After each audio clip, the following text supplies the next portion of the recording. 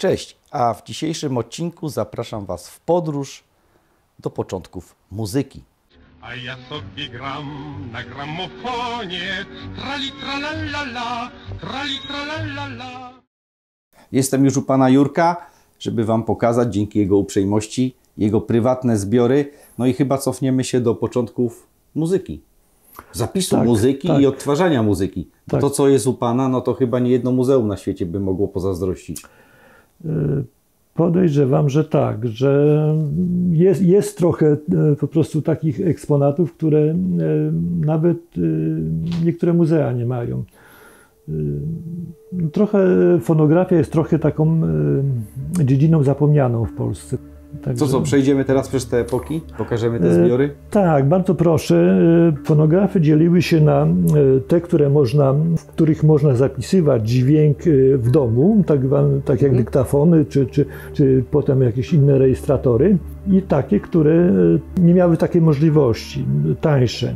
Nie każdy wałek się nadaje do nagrywania, po prostu musi być wałek odpowiednio miękki, bo wałki, które były w sprzedaży, były wałkami twardymi. Wałki się dzieliły na 2-minutowe i 4-minutowe. Pierwsze wałki były wałkami 2-minutowymi i one były wałkami miękkimi. Stosunkowo mało tych wałków przetrwało do naszych czasów, dlatego że z punktu widzenia chemicznego to było mydło. Wałek woskowy też nie jest do końca prawdą, dlatego że to był wosk, ale ziemny, z różnymi dodatkami. Zresztą każda firma miała swoje tajemnice tak jakby produkcyjne i bardzo dobrze przetrwały wałki amerykańskie, a bardzo źle przetrwały paty, czyli wałki francuskie. To jest najstarszy hymn polski śpiewany z 1901 roku. Ja Wam go nie puszczę tutaj, ale można w internecie sobie znaleźć i go otworzyć, dlatego że każde użycie tego wałka po prostu tak jakby niszczy go coraz bardziej. Czyli na tym wałku znajduje się zapisany hymn. Tak, tutaj się zapisany hymn się znajduje. Tutaj jest, wyjmę, tutaj gdzieś jest po prostu, jeszcze Polska nie zginęła. Tutaj, widać, jeszcze Polska nie zginęła. I to jest tak jakby najstarszy znany, bo prawdopodobnie był wałek, który był o kilka miesięcy starszy, ale no do tej pory go nie odnaleziono. To jest w tej chwili najstarsze znalezisko. Jest to w jakimś muzeum w Polsce? Czy tylko u pana? Nie, to jest tylko u mnie. A jak pan to zdobył? No, w Stanach Zjednoczonych kupiłem po prostu na aukcji. To nikt z Polski się tym nie zainteresował? Wie pan, no przykro powiedzieć, ale nie ma instytucji w Polsce, która by sprowadzała dobra kultury po prostu dla kraju, dla muzeów. Wie pan, kiedyś było na aukcji jakaś umowa z jakąś wytwórnią firmową, kosztowała $500. Wie pan, no $500 dla instytucji to jest niewielkie pieniądze, to są żadne pieniądze. Dla mnie są to duże pieniądze, dlatego nie kupiłem, zwłaszcza, że to było czy kilkanaście lat temu. Po prostu ja jeszcze wtedy nie siedziałem tak głęboko i to były inne relacje, inne ceny po prostu. Tak jeszcze wracając do hymnu polskim, mogę się pochwalić? Proszę. Mam chyba największy zbiór hymnów polskich, znaczy może nie hymnów polskich, Mazurka Dąbrowskiego na płytach szelakowych. Jest od tego około 40 sztuk, myślę, że tak, i śpiewane, i tylko orkiestrowe. Nawet po angielsku jest jeden hymn. Aż się prosi, żeby to było w Muzeum Historii Polski. W Muzeum Historii Polskiej jest Muzeum Hymnu Narodowego, Będominie też, także że gdzieś tam, może to kiedyś wyląduje gdzieś tam. Na razie jest u pana i jest bezpieczne. Na razie jest u mnie i jest po prostu. Jak już wspomniałem, były wałki 2-minutowe i wałki 4-minutowe, które były wynalazkiem późniejszym i były to wałki już celuloidowe. Wałki bardzo trwałe, praktycznie niezniszczalne, tak jak to się kiedyś mówiło. Taki wałek, tutaj jest na tym fonografie, to jest fonograf już. Wałek, który ma długość zapisu 4 minuty. 4 minuty to jest więcej niż płyta szelakowa. Tych nagrano bardzo mało, bo tylko 10.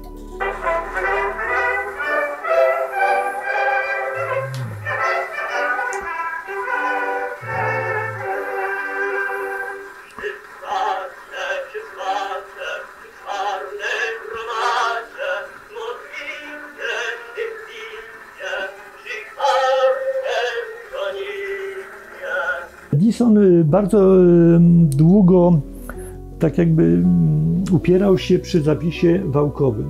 Dlatego, że przy zapisie wałkowym jest jednakowa prędkość liniowa. Cały czas jest po prostu z tą samą prędkością się obraca. Przy płycie ta prędkość po prostu jest zmienna. Im bardziej do środka, no, tym ten obrót jest szybszy. Już równolegle zaczęło się rozwijać przemysł gramofonowy.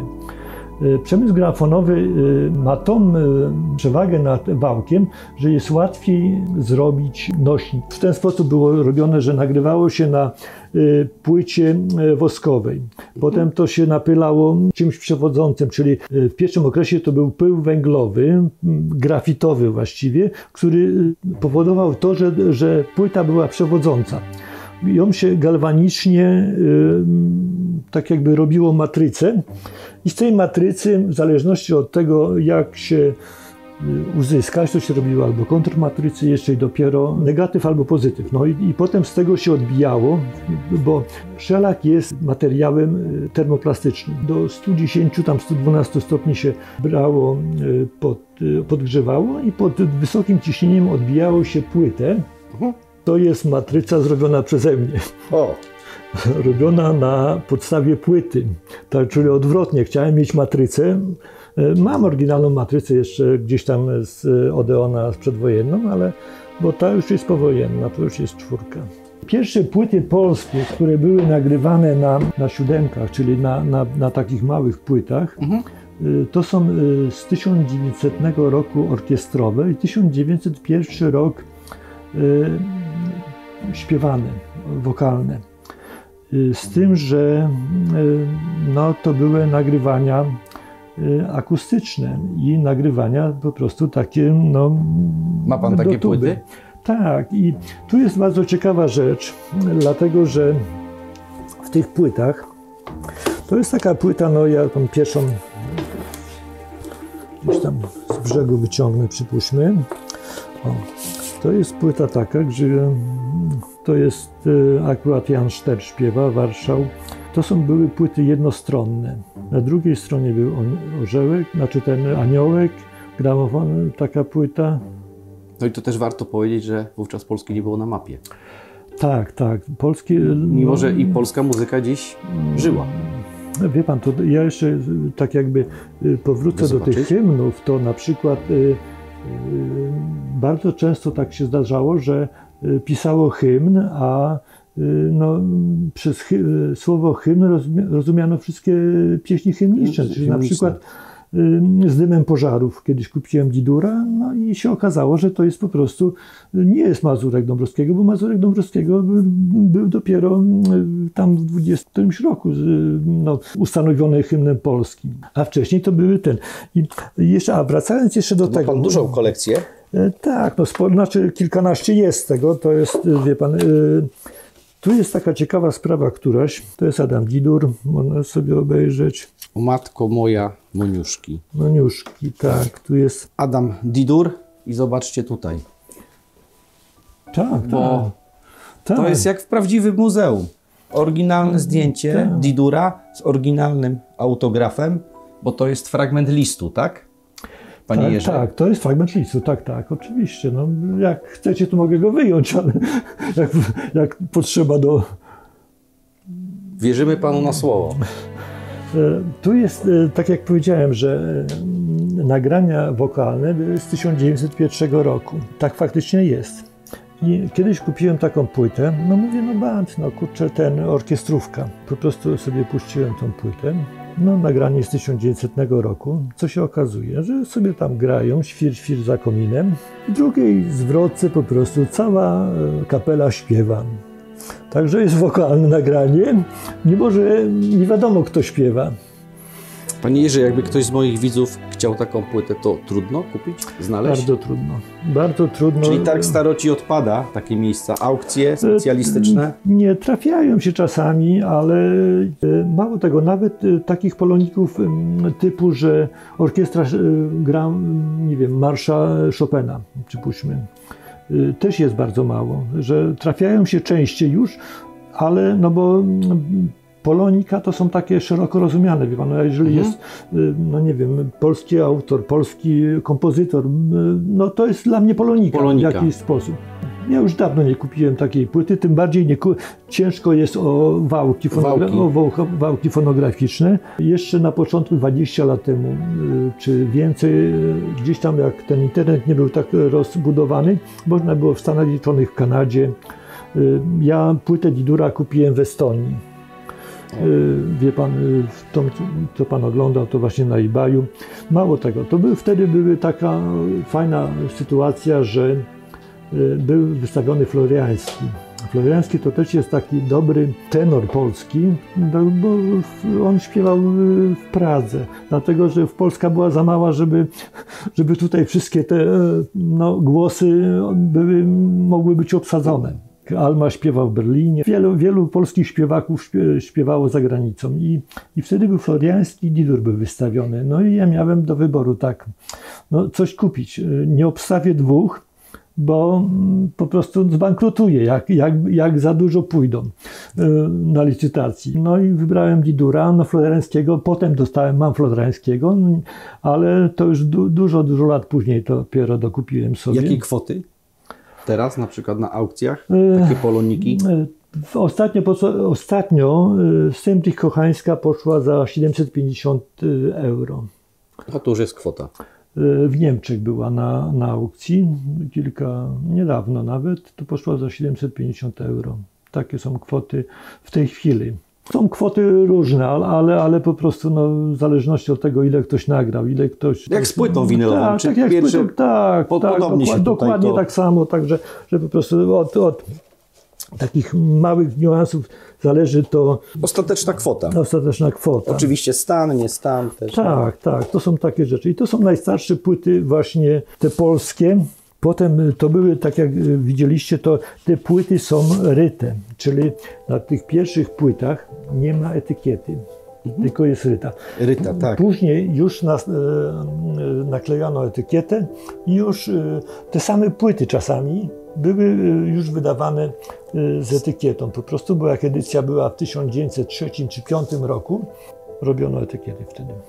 Ale to też jednostronne są i też takie... Z tym aniołkiem. Z tym aniołkiem, tak. Piszący Amur, Berliner wynalazł gramofon, technikę nagrywania płyt. Powstała konkurencja we Francji, firma Pathé. Było dwóch braci, jeden się zajmował właśnie fonografią. Żeby ominąć te wszystkie patenty, zastrzeżenia patentowe, ich gramofony, zwane patefonami, miały początkowo inny zapis, czyli po prostu miały zapis od środka na zewnątrz szła igła. Stwarzało się igłą, kulką szafirową. To nie była igła stalowa, tak jak w gramofonach mechanicznych, tylko była kulka szafirowa i zapis był wgłębny, a nie tak jak przy zapisie berlinerowskim boczny. Po prostu ta głębokość rowka była różnej głębokości. O kurczę, panie Jerzy. Tu jest gramofon, który po prostu, tak jakbyście go tak spojrzeli na niego, to jest, po prostu nie ma obudowy. No najważniejsze na początku było to, żeby on grał, a nie miał zdobić. Bardzo taka ciekawostka odnośnie tego gramofonu. Jeżeli ktoś kupił za ileś tam dolarów zakupy, dostawał w prezencie ten gramofon. Który to mógł być rok? Gratis. To było 1901 rok również. Stany Zjednoczone trochę były wcześniej, tak jakby ten. I dowcip polegał na tym, że do tego gramofonu pasowały tylko takie płyty z większym otworem. Po prostu. I żeby używać ten gramofon, no ktoś dostał gramofon za darmo, ale płyty już musiał kupić. I to jest 1901 rok, chciałem wam pokazać, nie wiem, czy to będzie słychać również przez mikrofony, ale jaka jest akustyka tego, jak to wszystko, wie pan, uwaga, będzie głośno.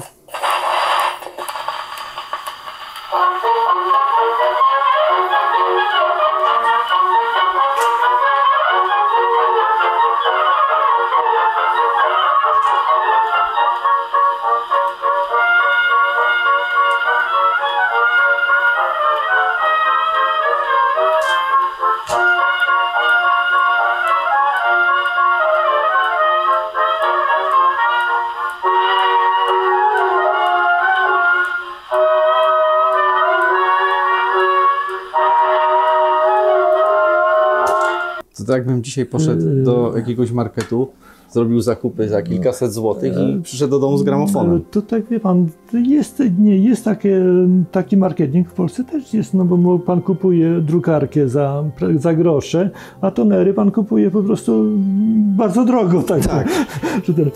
Czyli Amerykanie już na to wpadli 100 lat temu. Płyty były... Ta wytwórnia, która produkowała te gramofony, kupiła tak jakby płyty od Kolumbii. Z tym, że Kolumbia tak jakby zastrzegła sobie, że nie może występować nazwa Kolumbia, ale numery matrycowe pozostały. Także, że po prostu łatwo teraz to rozszyfrować, który rok nagrania, który... Czyli na labelu tak zwanym. Tak, na labelu tak zwanym. To są płyty też jednostronne. Także, że... Chicago, Illinois. Tak. Ale bardzo dobra jakość dźwięku. Tak, no to jest właśnie 1901 rok i akustyka. Wie pan, to jest no, coś niesamowitego. Ten gramofon był sprzedawany, przepraszam, bo tutaj jest zakurzony, sprzedawany przez Gerlacha na ulicy Czystej w Warszawie w sklepie optycznym. Nie mam spirytusu akurat pod ręką, bo gramofon, który jest napędzany nie sprężyną, tylko silnikiem Stirlinga. To jest taki silnik, który był wynaleziony dużo wcześniej niż silnik parowy. Był używany na okrętach podwodnych, w kopalniach był używany. Dowcip polega na tym, że to jest tak, spirytus się po prostu leje, podpala. No nie wiem, czy już kurczę, macie czas i ten. W każdym razie to jest silnik, który... Mamy czas. No dobrze, to zrobimy przerwę potem i ja to spróbuję uruchomić. Dobrze. Super. No, to było mega, nie? To jest silnik po prostu no, cieplny, mówiąc krótko. Także, że no, zaraz to spróbuję. Gdzie pan to zdobył? Wie pan, szczerze mówiąc, to ktoś jest... to panu przyniósł? Nie, szczerze mówiąc, to jest... Obudowa jest repliką. Okej. Tuba jest oryginalna, cały silnik jest oryginalny, ale nie zachowało się po prostu skrzynka. Ja skrzynkę robiłem na podstawie tak jakby katalogów. Wymiary, wzór i tak dalej. Odtwarzał pan jeden do jednego. Tak, jeden do jednego z katalogów robiłem. I one były produkowane dosyć późno, bo w 26 roku bodajże i no tak jakby ujemną cechą tego było, że one się paliły. Po prostu jak ktoś tam nie pilnował tego odpowiednio, to potrafiły się, no nie mówić, że dom, tak, ale potrafiły się spalić i jeszcze szkody narobić dużo większej niż pożytek z tego. I to były krótko produkowane. Także... Ile jest takich w Polsce? Ma pan wiedzę? Nie mam takiej wiedzy. Kiedyś czytałem, że jest 12 na świecie. Wie pan, w Polsce nie wiem. Jeden u pana Jurka. To jeden 12. Jest, ale no, po prostu, no, tak jak mówię. Jest... Ale pan jest skromny przy tej kolekcji.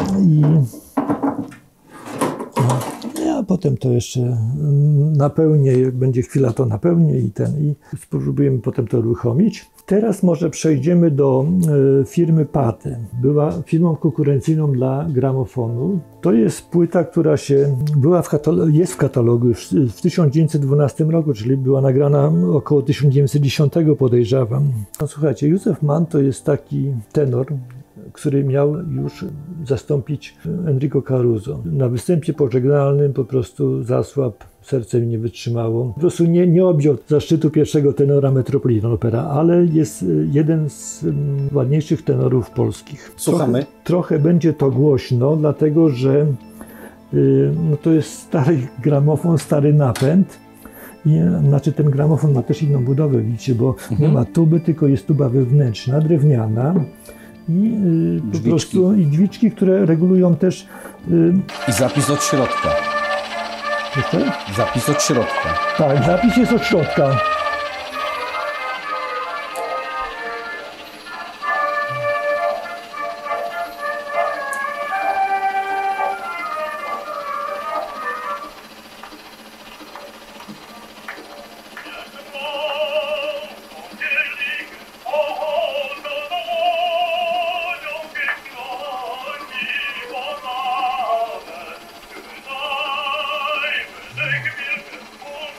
Go,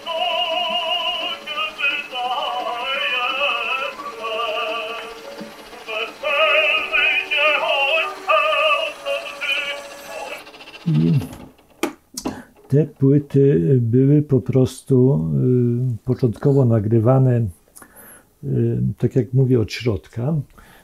Ale on tu miał taki fajny hamulec. Tak, od razu z rozruchem. Ale co jeszcze było? Potem te płyty zostały przegrywane na płyty tak jakby, które się zaczynały już od zewnątrz. Na tego też jest zapis wgłębny. To jest to samo nagranie. Z tej samej po prostu matrycy, ten sam numer katalogowy nawet jest. Trochę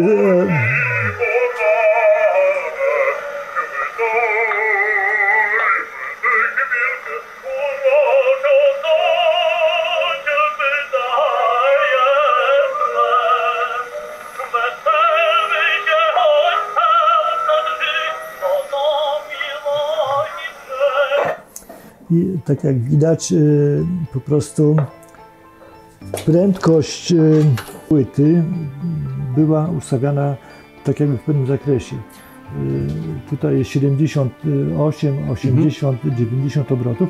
Te płyty były nagrywane z różną prędkością. Każda płyta właściwie była inaczej nagrywana i jeżeli ktoś nie znał tak jakby barwy, tonu śpiewaka, czy coś ciężko było ustawić, bo że ta płyta dobrze gra, jakbym położył inną, może być po prostu zamiast tenor, może być bas albo sopran. Płyty były nagrywane w 3 rozmiarach. Każda płyta, znaczy nie każda, może te ważniejsze płyty były nagrywane w 3 rozmiarach, czyli były płyty 25 takie, 20, 29 i płyty o rozmiarze 35. Ja taką płytę tutaj mam gdzieś i to jest płyta właśnie o rozmiarze 35 cm. Większa niż winyl. Tak. Jakość nagrania była różna dla różnych płyt, dlatego że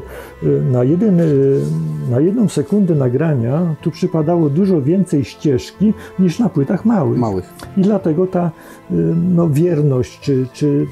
Z Lwowa. Tak, no to jest Józef Mann właśnie, ten co tam śpiewał, tylko w duecie z... Z drugiej strony też ma label. Tak, bo to są płyty dwustronne już. To też z aukcji? Nie. To są, wie pan, to jest takie coś, że jest środowisko kolekcjonerów, zbieraczy i bardzo dużo osób zbiera na przykład płyty tak jakby kabaretowe przedwojenne. Ordonówna, Bodo, Dymsza, Terne, można by wymieniać w nieskończoność właściwie. My się wymieniamy na te płyty, bo wiadomo, wszyscy wiedzą, że ja zbieram płyty stare, mechaniczne i jak ktoś ma taką płytę. Jak pan ma coś też ekstra, to też pan. Tak, znaczy jak mam coś ekstra, to wtedy idzie na wymianę po prostu na jakąś inną. A kataloguje pan gdzieś? Nie. One są na przykład na Discogsie? Używa pan Discogsa? Nie wiem, nie używam. Chyba to jest tak, że kiedyś katalogowałem, ale ponieważ doszedłem do wniosku, że nic po prostu nie jestem takim kolekcjonerem, który by nic nie wypuszczał z ręki.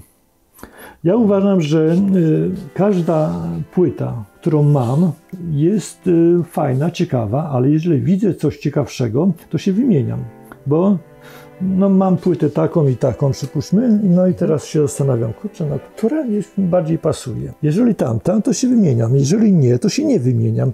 I po prostu kolekcja na obrocie polega, a nie na tym, żeby to wszystko... cały czas pan obraca. Tak, żeby konserwować i mieć, bo ja mam, wie pan, ja mówię, mam wiele rzeczy, których prawdopodobnie się nie pozbędę. Na przykład nagranie Przemówienia Piłsudskiego. Wie pan, to jest taka rzecz, która... Jak hymnu się pan nie pozbędzie. Tak, tak jak hymnu się nie pozbędę, tak jak się... Ale może pana namówimy na tego Piłsudskiego, żeby go odtworzyć. Nie, mogę wam pokazać tego Piłsudskiego, Dobrze, chociaż tyle. Ale no, ja przyniosę go za chwilę. Wie pan, no te płyty właśnie mają to do siebie, że niszczą się, po prostu one są, wie pan, każda płyta to jest jakieś zużycie, no można otworzyć ją 100 razy, 200, Tak. czy ileś tam. Ale lepiej to można posłuchać to w internecie, nie ma problemu. Bo one są digitalizowane. Tak, są. Z moich płyt jest, znaczy na przykład ten wałek też jest, gdzieś tam krąży, wie pan, już nawet ja kiedyś, no, różni się ludzie też podpisują też, bo ktoś tam obrobił to akustycznie i napisał, że to jest jego, no, ma takie prawo. To nagranie Piłsudskiego to od pana wyszło, tak? Wie Bo pan, jest takie właśnie w internecie, które krąży. Nie wiem, czy moje też robili, wie pan, Polskie Radio robiło. To na bank pana. I niekoniecznie, dlatego że to było, że jeszcze Biblioteka Narodowa ma też Piłsudskiego. Jest około chyba, nie wiem, z mojej wiedzy jest 5-6 sztuk Piłsudskiego w Polsce. W Gdańsku jest gdzieś, teraz niedawno kupiło Instytut, no, Muzeum Piłsudskiego też kupiło. W Sulejówku właśnie tą płytę. To nie jest taki, wie pan, że to jest tylko jeden egzemplarz. No tak, ale mimo wszystko, panie Jerzy, 5-6 egzemplarzy to i tak jest bardzo mało. Tak, no są takie egzemplarze, które są pojedyncze, bo wie pan, no, gdzieś tam, nie wiem, musiałbym też głęboko szukać, wygrzebałem płyty, tak jakby sample, takie, które były no, próbnymi nagraniami i się potem okazało, że jedna strona była wydana, gdzieś tam w katalogu jest, a druga nie. No to też perełki takie tak, to są takie perełki, które no się nie trafiają po prostu, wie pan. No, tak, to jest silnik Stirlinga, czyli po prostu silnik cieplny. No, sama zasada działania to nie będę tłumaczył, bo po prostu dokładnie sam nie wiem, ale jest silnik, który jest po prostu bardziej starszym niż silnik parowy. Był używany na łodziach podwodnych, w kopalniach. Ma bardzo mały moment obrotowy i został wycofany, potem zastąpiony przez silniki parowe. Te silniki używano w gospodarstwie domowym właśnie do gramofonu między innymi, ale i również do wentylatorów czy do jakichś takich rzeczy podręcznych. On w tej chwili się rozkręca. Widzimy płomień, że już pan podpalił. Tak, to podpaliłem. I w tej chwili to jest tak, że można go zasprzęglić. Nie wiem, czy już pójdzie. Nie wiem, czy już na tyle jest. Po prostu dawno był nieruchamiany i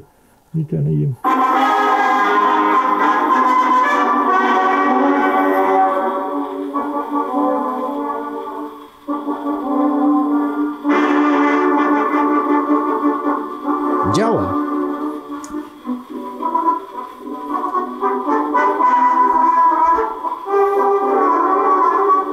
no cieszę się, że to zadziała przynajmniej.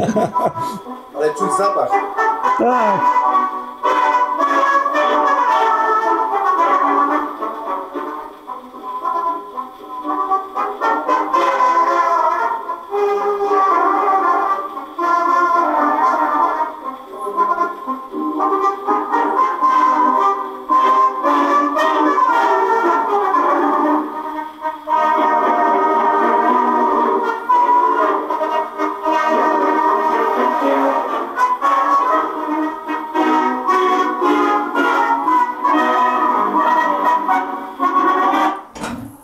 To, że jest tak głośno, to jest dlatego, że jest płyta po prostu późniejsza, dużo lepiej nagrana, dużo młodsza od gramofonu i no, nie kusimy losu i wyłączamy go. Po prostu zmuchujemy. Proste wyłączenie. On jeszcze jakimś, znaczy bezwładnością sobie jeszcze silnik trochę popracuje. No i już, i to jest cała filozofia tego gramofonu. Nie warto było zasnąć, jak się tego słuchało, nie? Na tym gramofonie to muzyki. Nie można było zasnąć, trzeba było pilnować. Reklamy mówiły o różnych, o 4 godzinach, o 3 godzinach po prostu ciągłego odtwarzania. Czy ten gramofon, on był przed tymi nakręconymi, czy po już później? Znaczy on był równolegle, dlatego że był w 26 roku. Gramofony nakręcane były produkowane w Polsce jeszcze w 56 roku. Gramofony walizkowe Muza 1, Muza 2 przez fabrykę w Żninie były produkowane do 56 roku. Ja jeszcze jedno pytanie, czy to ten gramofon nie był jakby takim rarytasem, albo że to był droższy gramofon od takich nakręcanych ręcznie? No ja wiem, no na pewno był droższy, no bo to, wie pan, tak jakby wystrój gramofonu, znaczy gramofony, ceny gramofonów wpływały zarówno tak jakby estetyka zewnętrzna, czyli jeżeli to jest jakaś sznycerka, jakaś, no nie wiem, tłoczone, srebrzone, złocone, były gramofony, które miały pozłacane elementy po prostu, ileś tam mikronów złota i to były ekskluzywne. Wiele gramofonów były robione po prostu na indywidualne zamówienie. Tak jak tam katalog mówi, to każdy gramofon był wykonywany, może nie każdy, ale większość gramofonów były w różnych wersjach. Można było sobie tubę dobrać, można było sobie dobrać głowicę odtwarzającą producer, bo nie przyjęła się nazwa puszka głosowa. Przed wojną zrobili taki konkurs na zastąpienie słów obcych, niemieckojęzycznych czy francuskojęzycznych słowami polskie. I wie pan, no i na przykład niektóre się przyjęły, bo większość ludzi przyjęło, że przebój to jest przebój, a nie szlagier, tak jak się kiedyś mówiło, ale puszka głosowa akurat się nie przyjęła. Tylko nadal jest producer. W jakich cenach mogły być wówczas gramofony? No tam są ceny. Na katalogu to w różnych okresach różnie, tak samo jak i płyty były w różnych okresach, tak jakby różne ceny, bo płyta, która kosztowała 5 zł, była płytą bardzo drogą początkowo i no, jak to się mówi, robotnik zwykły, taki niewykwalifikowany zarabiał złotówkę dziennie, a pod koniec już, jak już wychodziły nowe płyty zaczęły, były produkowane, to te płyty stare, te mechaniczne, były sprzedawane po 50 groszy, czy po prostu gdzieś tam... Jak technologia się rozwijała. Tak, technologia się rozwijała. Zresztą podobnie jak dziś. Wiele wytwórni gramofonowych, żeby nie tracić tak jakby swojego prestiżu, swojej marki, wydawało równolegle płyty pod innymi szyldami. I na przykład Syrena Rekord, taka Syrena Elektro, przedwojenna największa wytwórnia polska, wydawała Melodia Elektro. I to była te same płyty, te same matryce. Czasami zmieniał się wykonawca, bo nie chcieli niektórzy na przykład, żeby występować pod swoim nazwiskiem, tylko pod pseudonimem. I tam jest na tym plakacie, jest, że śpiewa Pobóg. Pobóg to jest Waliszewski. Także po prostu tak występowali. Zresztą były nawet sprawy takie sądowe, gdzie niektórzy się obrażali, że ich wydali na gorszej płycie i na przykład takimi płytami równoległymi były płyta gramofon Concert Record i zonofon. I zonofon były tańszą płytą i po prostu, a matryce były te same. Tak wyglądał show biznes. To jest taki show biznes właśnie, płyty, które były sprzedawane z wytwórni do wytwórni i w tej chwili niektórzy się z tych po prostu naukowców, czy po prostu badaczy się zastanawiają, co było pierwsze, czy była na Bece wydane, czy na Janusie, czy na jakiejś innej wytwórni po prostu, bo te matryce sobie tak chodziły. Zresztą bardzo dużo firm padło, tak jakby zbankrutowało po wynalezieniu zapisu elektrycznego, po zapisu mikrofonowego. I z takich płyt, z takich wytwórni, których było kilkanaście albo kilkadziesiąt przed wojną, w czasie okresu I wojny światowej może tak, później została tylko Crystal Elektro, Lonora, Syrena Elektro. To właściwie no, Odeon i Columbia, która miała to duże marki już. Duże marki, korporacje międzynarodowe. Ale tak z polskich to właśnie zostały wchłaniane przez inne wytwórnie. Między innymi też przez te duże, które pan wymienił. Tak, przez te duże wytwórnie. I te duże wytwórnie czasami korzystały z nagrań po prostu z tego materiału, które przejęły. Były, no, jak nie mówię, że oszustwa, ale takie niedomówienia, że płyty mechaniczne wydawano jako elektryczne. Mewa przejęła spadek po Wrocławiu, po radiostacji we Wrocławiu, Breslau. Oni wydawali fajne płyty, jazzowe, jakieś takie, wie pan, muzyka była naprawdę super, ale nie mogli wydać tego pod, tak jakby, że to są niemieckie płyty, że to są niemieckie nagrania. Tak. No więc wymyślili sobie wytwórnie, nasze orkiestry, które w rzeczywistości nie istniały, które były tylko po prostu fikcją, no. Ale biznes jest biznes, no. Są bardzo dobre płyty, bardzo dobra masa. Weimann również w czasie okupacji produkował płyty. Właśnie z matryc Syreny, czy Krystalu, czy Odeonu, które gdzieś tam wyszabrował po prostu albo ze złomu, albo z tych zamkniętych fabryk.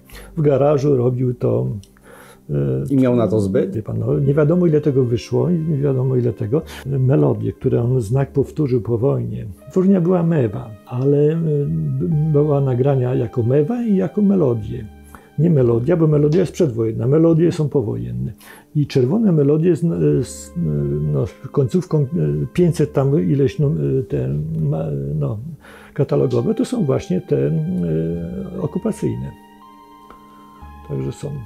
Można je jeszcze dziś kupić? Tak, trafiają się. Trafiają się, trochę tego też tam jest. Nie, także ten. A jest u pana trochę. Tak, no bo to taka ciekawostka, wie pan, no tak jak wszystkie ciekawostki, ja to mówię, no staram się zbierać te jakby płyty mechaniczne, nagrania jakieś tam takie no, patriotyczne, polonijne i tak dalej, ale jeżeli coś jest ciekawego, to po prostu niezależnie od tego, kiedy zostało nagrane, no jest to ciekawostka i trzeba, no warto to mieć po prostu, żeby nawet potem się wymienić ewentualnie, albo przydają się takie rzeczy, no. Także coś jeszcze chciałem... Mówi pan jak taki typowy kolekcjoner. Chciałem jeszcze wrócić, jeżeli można na chwilę wrócić do tak jakby fonografii amerykańskiej.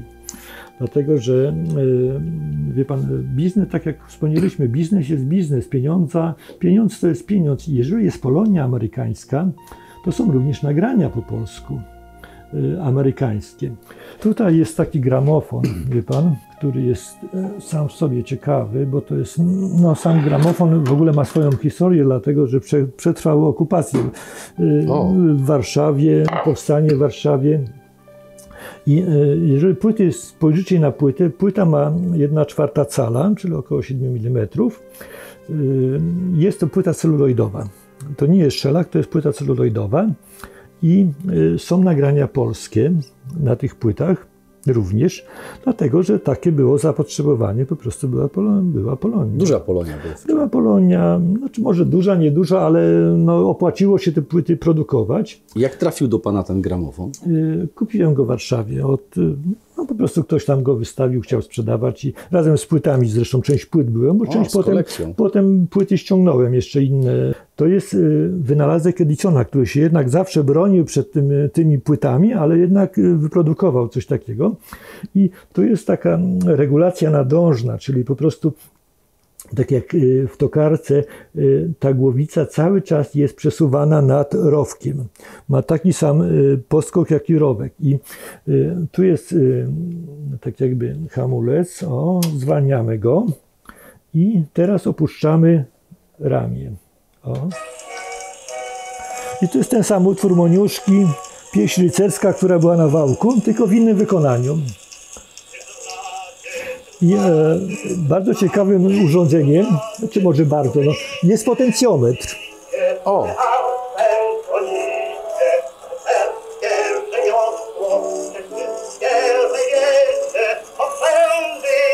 Potencjometr działa na tej zasadzie,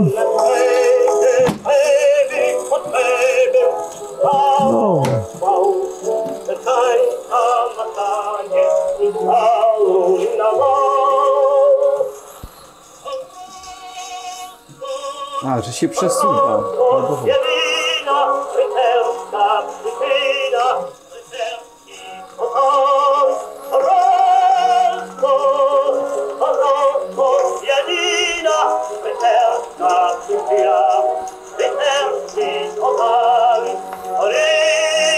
To na pewno nie była tania rzecz przed wojną.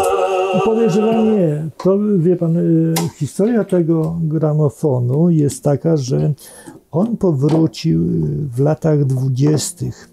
do Polski z reemigrantem, który po prostu wyjechał kiedyś tam, nie wiem już dokładnie kiedy, ale do Ameryki i po prostu tam no, na tyle mu się nie podobało, że postanowił wrócić do Polski. No i przywiózł z sobą ten gramofon.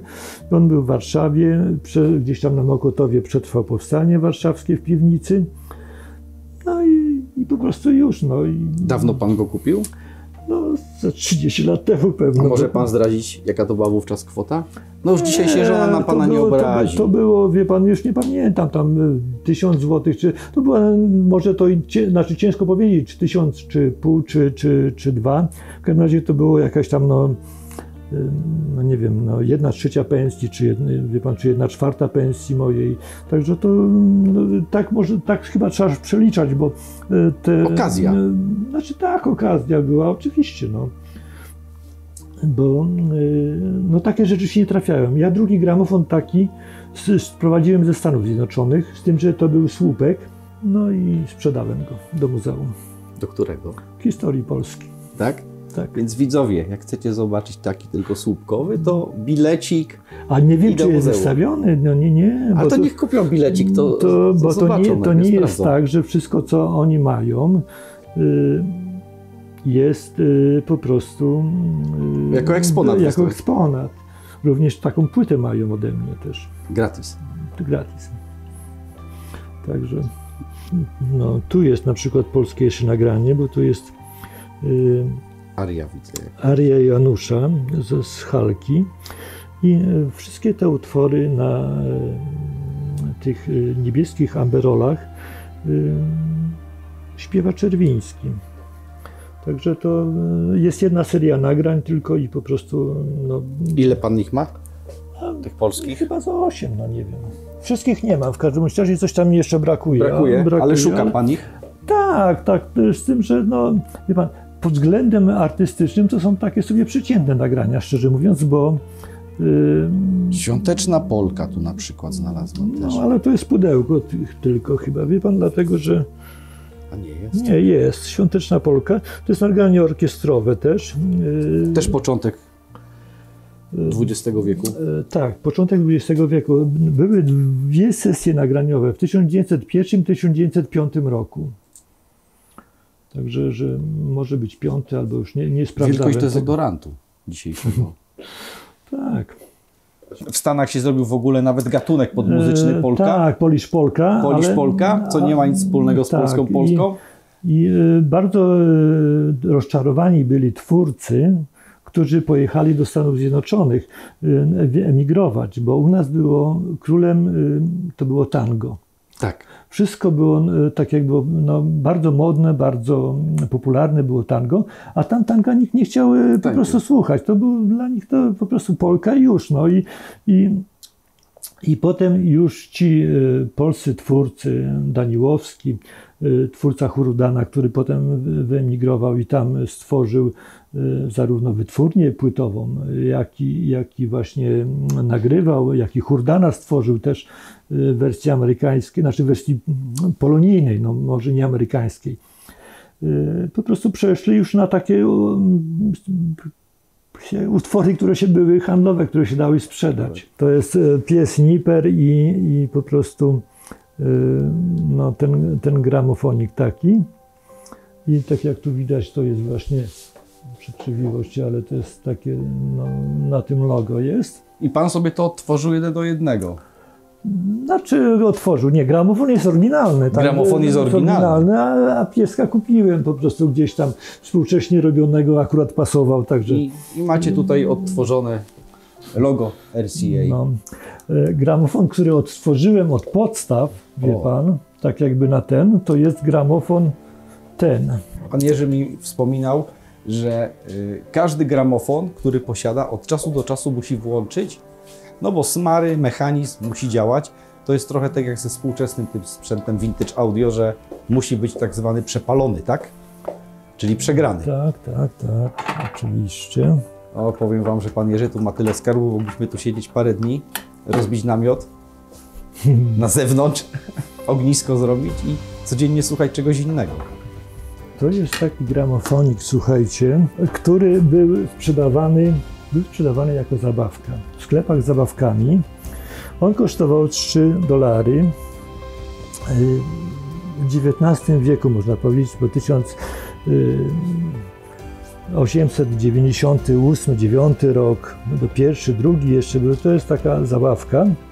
I ponieważ no, tego gramofonu bardzo ciężko kupić, bardzo drogi jest, postanowiłem sobie zrobić replikę. No i to jest replika zrobiona na podstawie no, takich różnych Zdjęć, schematów. zdjęć, reklam i tak dalej.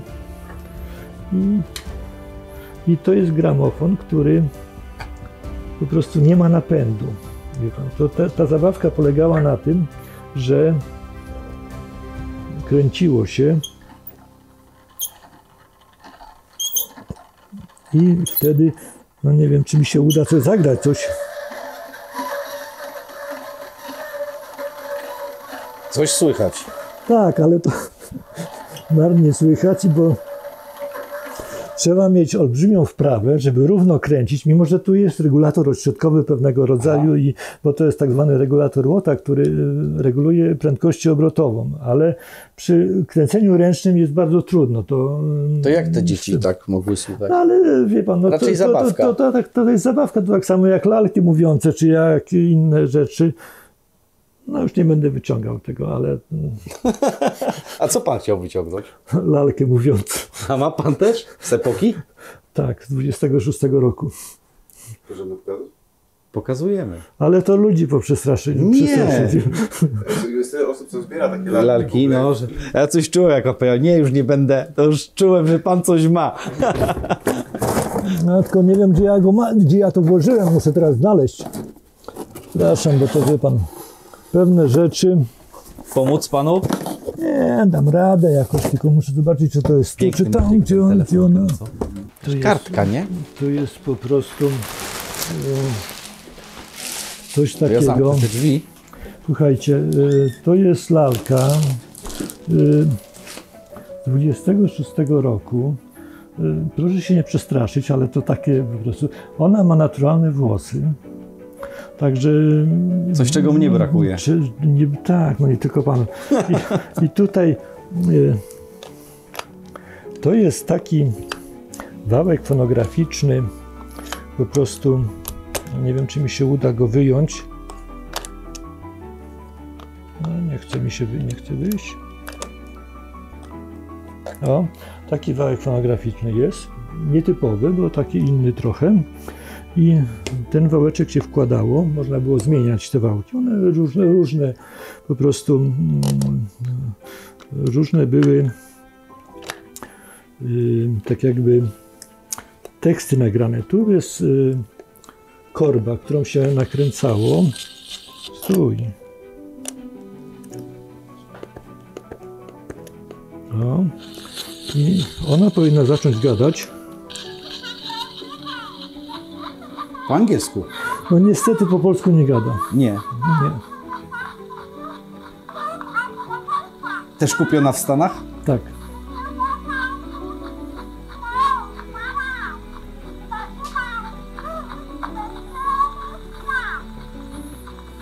I wiecie, ona ma 100 lat prawie. I działa. 99. 99 to już babcia, naprawdę. Tak, to już jest... Tak. Także, no, to taka ciekawostka, która po prostu, no... A ciężko było ją kupić? Czy pan gdzieś na aukcji? Aukcja? Na aukcji jakieś kupiłem, wie pan, nie pamiętam już tak dokładnie kiedy i co i jak, po prostu dlatego, że no i u mnie już jest długo. No, ona już ma przebarwienia na twarzy, już jest po prostu... No, Nie, no panie Jerzy jest w bardzo dobrej formie. Kiedyś chciałem zrobić wałek, żeby gadała po polsku, ale przeszło mi. Po prostu nie wszystko da się zrobić. Znaczy da się zrobić, tylko że po prostu no... Znaczy ja lubię takie wyzwania różne techniczne, ale no bez przesady. No. Została w oryginalnym języku. Tak, została w oryginalnym języku. Takich sprzętów, których mam pochowanych jeszcze po szafach, wie pan, to jest sporo, bo magnetofony drutowe na przykład. O kurczę, no. Gdzie, no to trzeba się na drugie spotkanie umówić. No to się umówimy.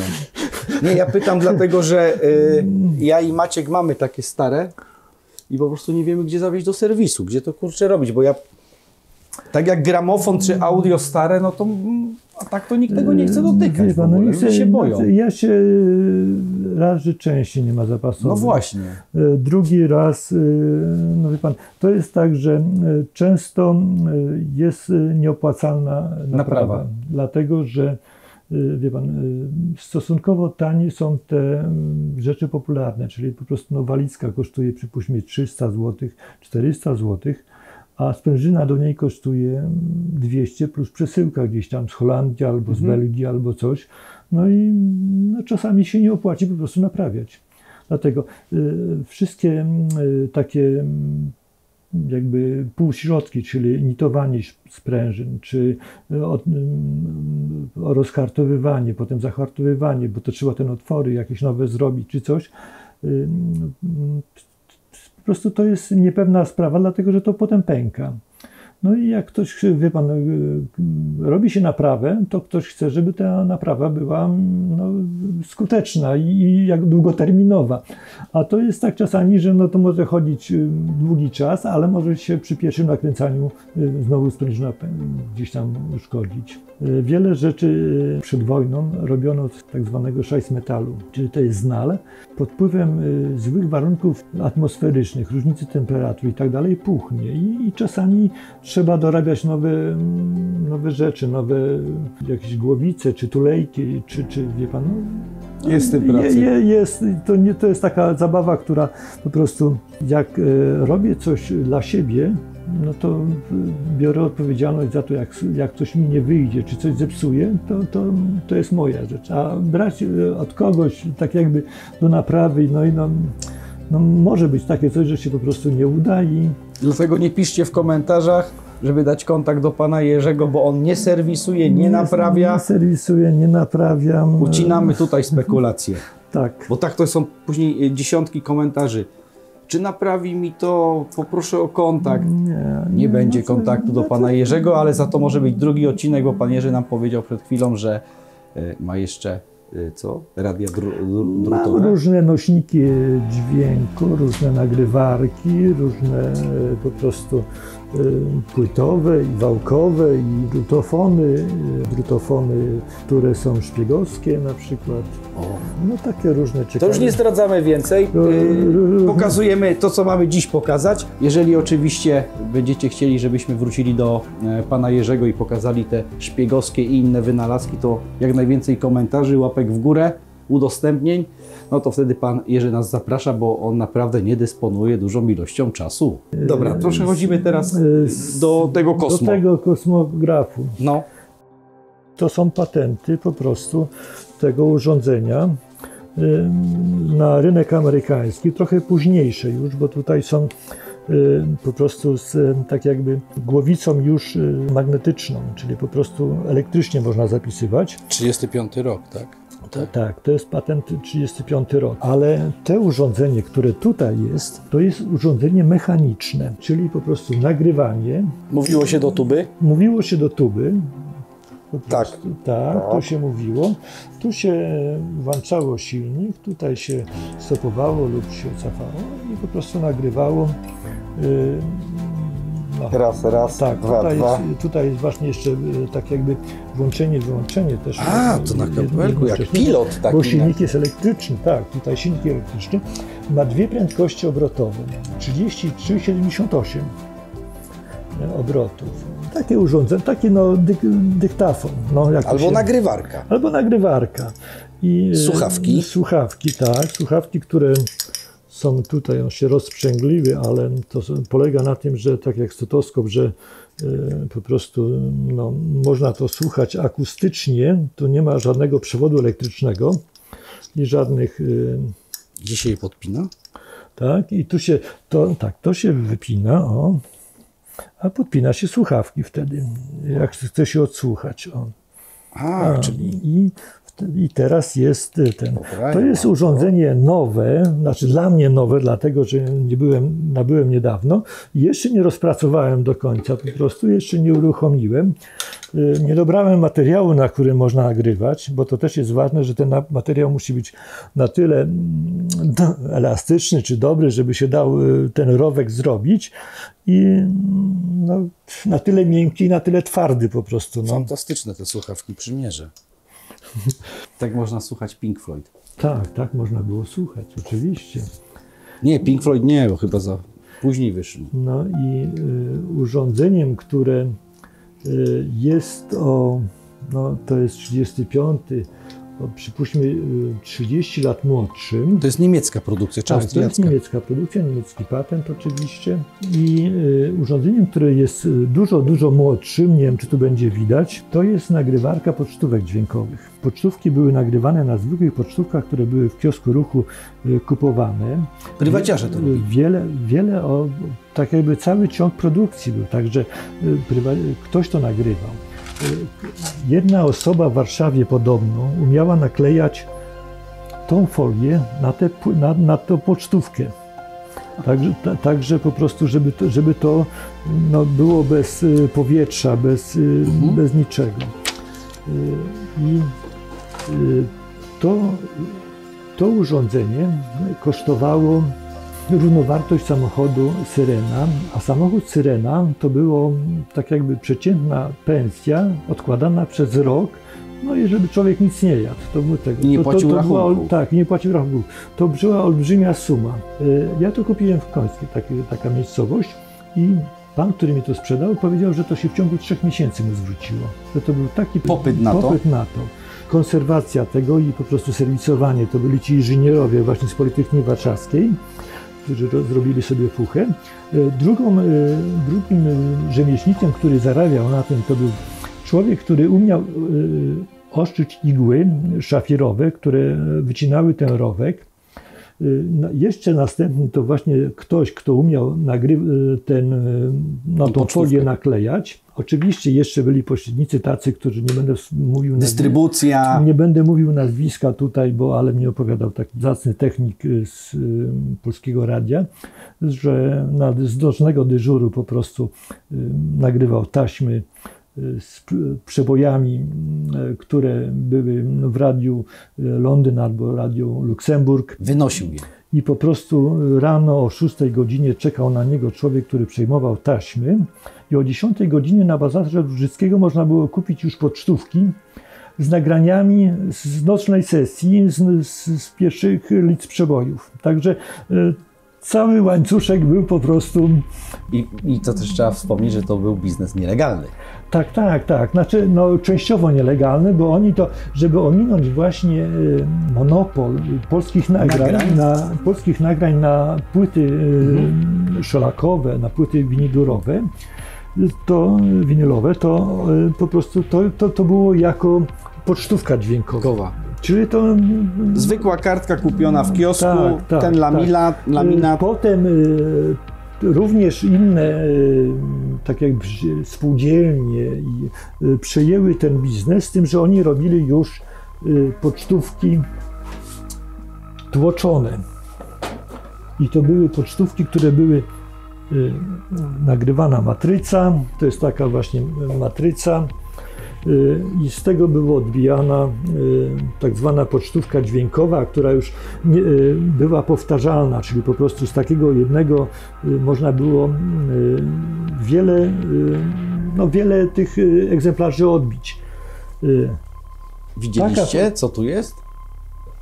Na tej pocztówce szukacie tego Black Sabbath Paranoid na tej matrycy. Taka pocztówka była nagrywana każda osobno, czyli po prostu każda była indywidualnie nagrywana i często też było jakieś życzenia na tym dla cioci z okazji imienin albo coś i dedykowana piosenka albo po prostu przeboje. Także Bo za to wielu fanów to by się dało pociąć. Nawet do muzeum Black Sabbath. Idealne. Nie jest tutaj, kurczę, akurat zrobiony ten dziura, bo wam to puścił. To następnym razem. Na lewych obrotach. Ale to następnym razem. Się Na umówimy, pan zrobi dziurę i puścimy. Nie, no dobrze, nie będę tego. W każdym razie. Znaczy jest tam jeszcze Laskowski jakiś, także Tak? są różne są pocztówki. tym bardziej. Różne są pocztówki dźwiękowe, różne są matryce, także... No to jak już jesteśmy w latach 60., to co, przechodzimy do tej kolekcji pana radii. Znaczy, radia, to tak szczerze mówiąc, to jest moją nową pasją, dlatego że no, takie niespełnione młodzieńcze jakieś tam, no...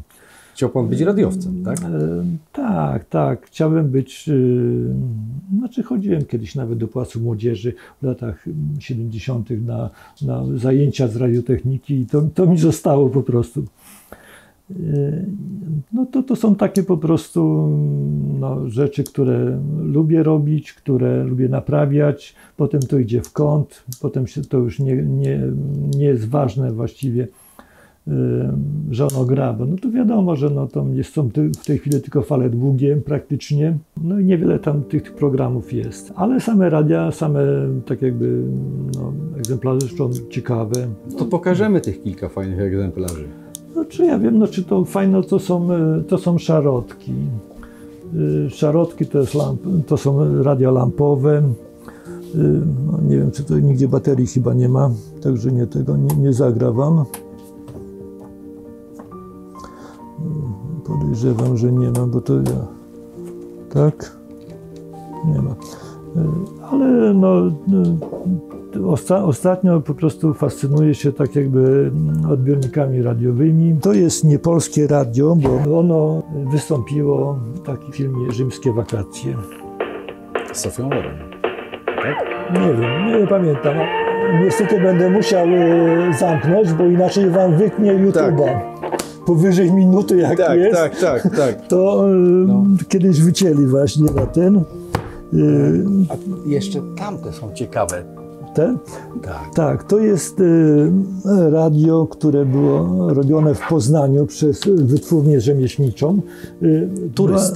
Turysta i to jest radio, które jest tak jakby starsze od szarotki.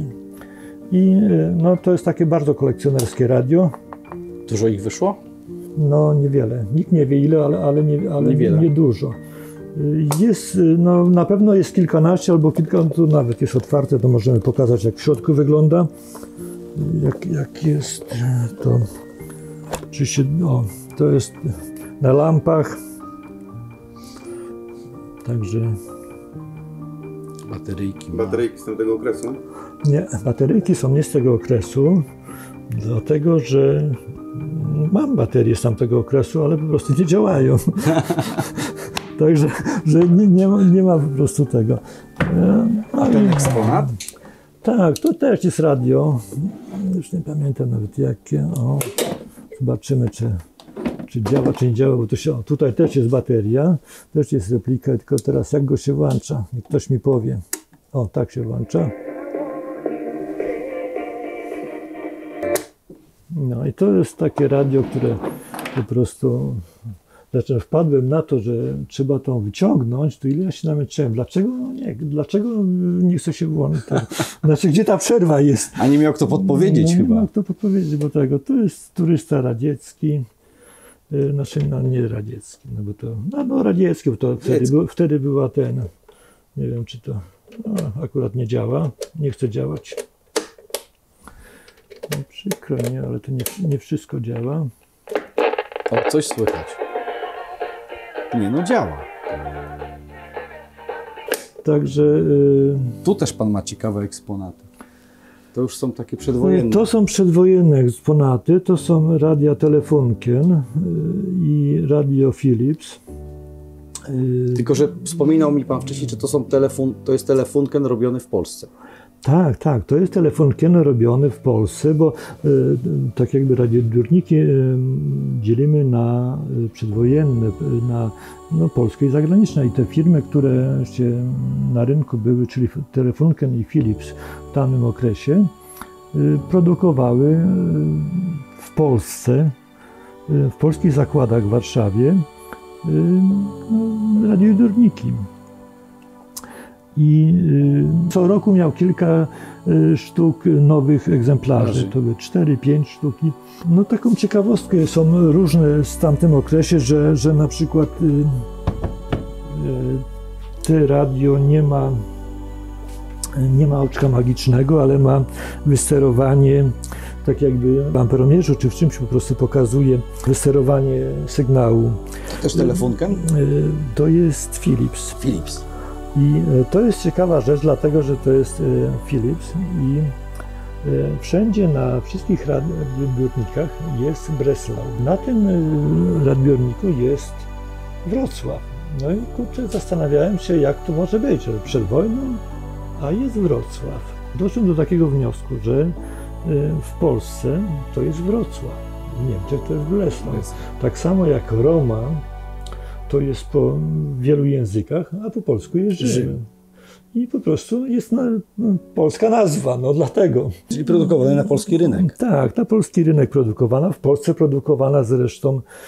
Wiele części było sprowadzanych z zachodu, ale również część była produkowana w Polsce. Jeszcze takim przedwojennym wiodącym wytwórcą radioodbiorników to był Elektrit. Elektrit, który był, to jest wileński zakład i po prostu no, oni byli tak jakby potentatem. Oni mieli chyba najlepsze te radioodbiorniki. Zresztą no, to jest kwestia gustu. No. Tu jeszcze są te telefonki, czyli te odbiorniki, które nie potrzebowały zasilania żadnego, tylko antenę, uziemnienie i odbiornik grał. Jako detektor była galena, czyli siarczek ołowiu, gdzie się ten punkt do prostowania się wyłapywało. Ten model był produkowany właściwie od 29 roku do lat 50 chyba, bo po wojnie również był produkowany. Nie wiem, czy mogę was tutaj wpuścić. No nie, no, jak już pan otworzył, to wejdziemy. Bo tutaj jest warsztat i tutaj jest właśnie, też jest zakurzony bardzo Allegro, to jest Elektrit, no Telefunken. No ale ten Telefunken też piękny. I trochę odbiorników powojennych, czyli po prostu, co tam jest, Juchas, jakiś jest węgierski, znaczy na licencji węgierskiej robiony Orion. To są odbiorniki też Pionier, ale tam z tyłu, ale odbiornik bateryjny właśnie, bo ta Polska nie była tak zelektryfikowana jak w tej chwili. Brakowało tych sieci elektrycznych. Obok w miejscowości w 1968 roku dopiero światło założyli, znaczy energię elektryczną, także że tam pod lasem, także że to jest, musiało być na baterię, musiało być na ten. Ja jeszcze poproszę kamerę, to pokażemy, bo to jest niebywała rzecz, a nie chciałem tego pominąć. To jest katalog. Tak. Oryginalny. Znaczy katalogów. Z cennikiem, zobaczcie, gramofonów w cenach w rublach. No w dwóch językach jest, tak jak widać. Filie, Odessa, Łódź, Białystok, Suwałki, Równo, czyli Rivna dzisiaj. No.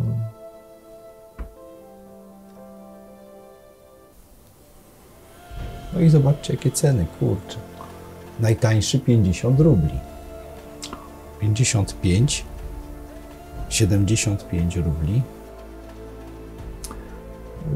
No ceny były bardzo wysokie na gramofony, ponieważ to było tak jakby urządzenie zbytku, urządzenie po prostu nie pierwszej potrzeby i nie takiego luksusu, który ktoś, kto miał gramofon, to musiał się liczyć. To już był majętnym człowiekiem. Tak, majętny musiał być. To panie Jerzy, bo jedną rzecz musimy koniecznie pokazać jeszcze. I te zdjęcia na tych ścianach, bo tutaj też widzę, to jest oryginalny autograf Edisona? Znaczy, mam oryginalny, a to jest właśnie skserowany. Ale z oryginału. No po prostu, wie pan, pewnych rzeczy cennych się nie wystawia na światło. Tak. To są pierwsze nieobiegłe jakieś tam, no, takie rzeczy dosyć popularne. Tutaj te pocztówki? No, pocztówki, te koperty. Zobaczcie, jakie piękne rzeczy, ponad 100-letnie zdjęcia z oryginalnymi autografami. Zdjęcia są popularne. Artystów zapomnianych już zupełnie. Tak, znaczy niedocenianych może tak, że gdzieś tam w środowiskach zagranicznych, gdzieś tam w tych muzycznych, operowych czy muzyki poważnej funkcjonują. W Polsce tak mało. Proszę mi powiedzieć tak na sam koniec jeszcze, co najtrudniej było zdobyć do kolekcji?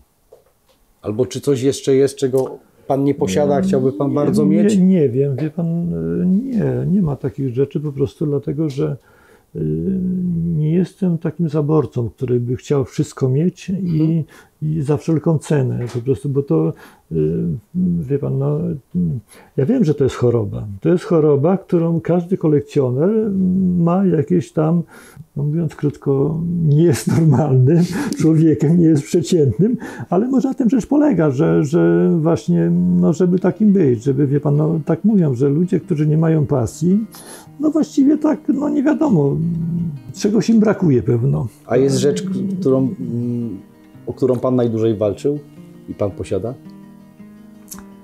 Ja wiem, czy walczyłem, nie chyba. No Szukał nie. pan może czegoś bardzo długo? Albo dużo pan na przykład odkładał pieniędzy, musiał pan odłożyć, żeby coś kupić? Czy raczej pan już zaczął kolekcjonować, kiedy osoby to wyrzucały? Nie, wie pan, to jest tak, że w pewnym momencie jest tak, że kolega miał ten gramofon, który kiedy pokazywaliśmy z ulicy Żytam Czystej. No i wie pan, zazdrościłem mu może trochę, no mówię, no fajną rzecz ma. On mówi, a wiesz, no mówi, no niech mi tam stoi, niech tego. I potem on doszedł do wniosku, że wiesz co, może lepiej niech on będzie u ciebie. Jest taki moment, że zresztą ja tak samo, wie pan, jak wiem, że coś idzie w dobre ręce, no to nie żałuję tego po prostu. Nie tego, nie, no niech tam idzie, no niech tam cieszy innych, no ja mówię. No więc tak, to jest gramofon robiony w Polsce i wszyscy, zakłady radiowe Kasprzaka chyba, tak? Tak. I wszyscy znają gramofon Melodia. Magnetofon jest za drogi i trzeba zrobić coś tańszego dla przeciętnego zjadacza chleba, dla konsumenta. I zrobiono projekt tego magnetofonu pod nazwą Piosenka. On jest dużo uproszczony w porównaniu do Melodii i się okazało, że koszty produkcji tego magnetofonu przewyższają koszty sprzedaży, które były narzucone z góry. Przez państwo. Prawdopodobnie wyszło 800 kilkadziesiąt sztuk tego i no, jest bardzo poszukiwanym takim kolekcjonerskim rarytasem, jak to zbiera właśnie magnetofony.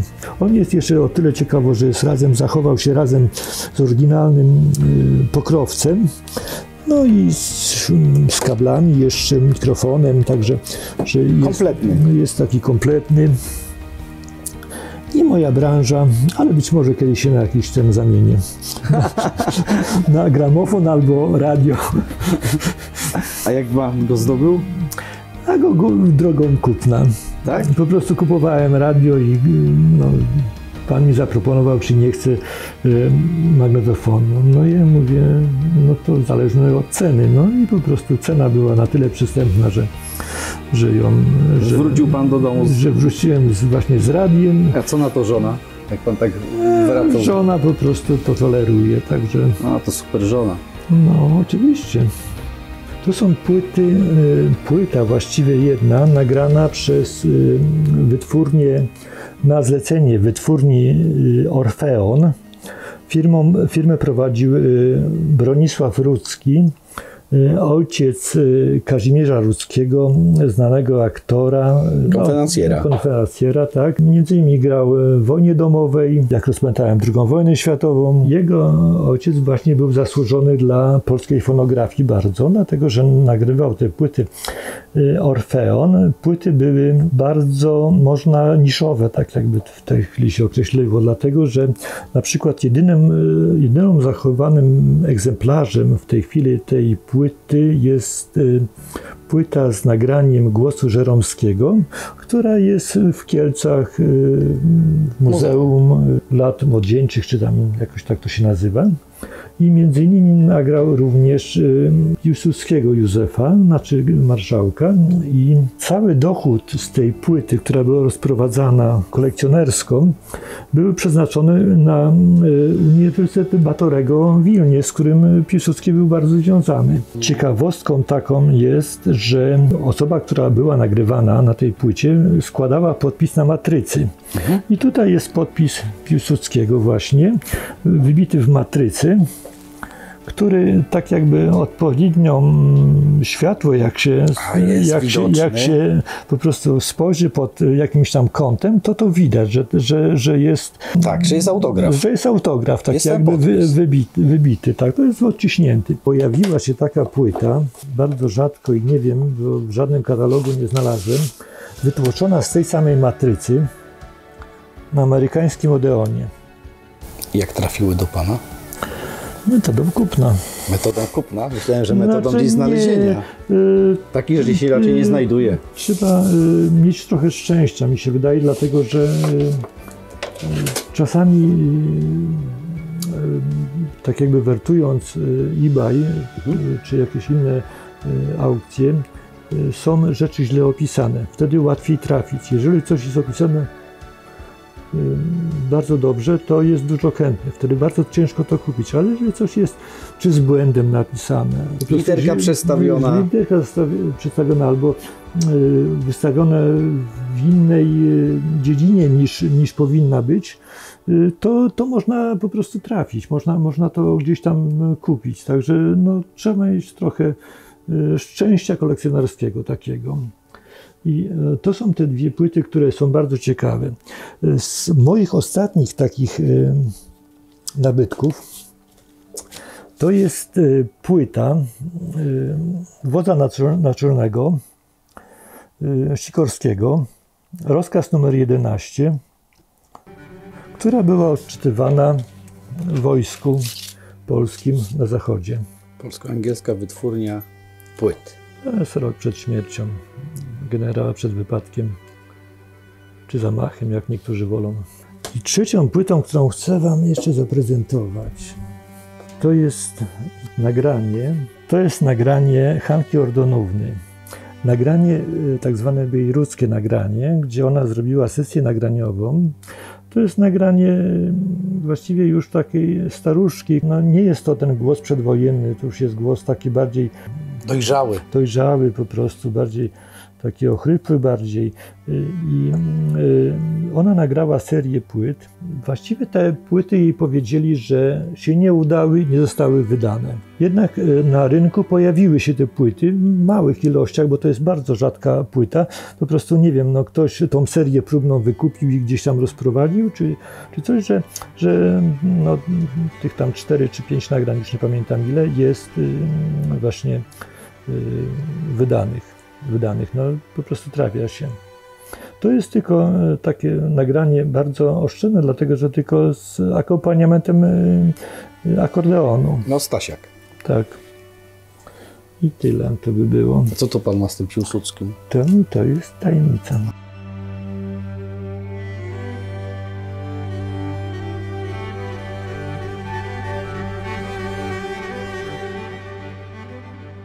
Ja dziękuję panu Jerzemu, że nas tu zaprosił i mam nadzieję, że... Ja również dziękuję. Że spotkamy się jeszcze raz, zobaczyć te kolejne eksponaty, na które dziś nie mamy czasu. No i tradycyjnie zapraszam was do subskrypcji, komentowania, łapki w górę.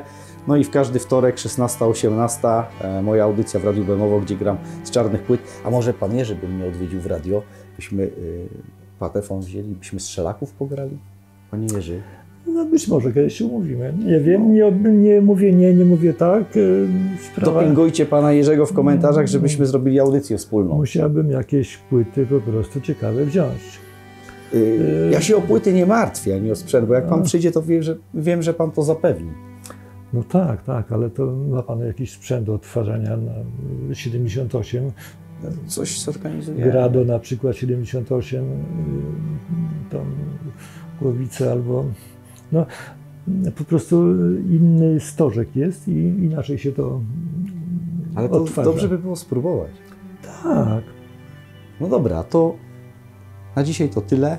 Moim gościem był pan Jerzy, kolekcjoner niesamowitych ja również rzeczy. dziękuję.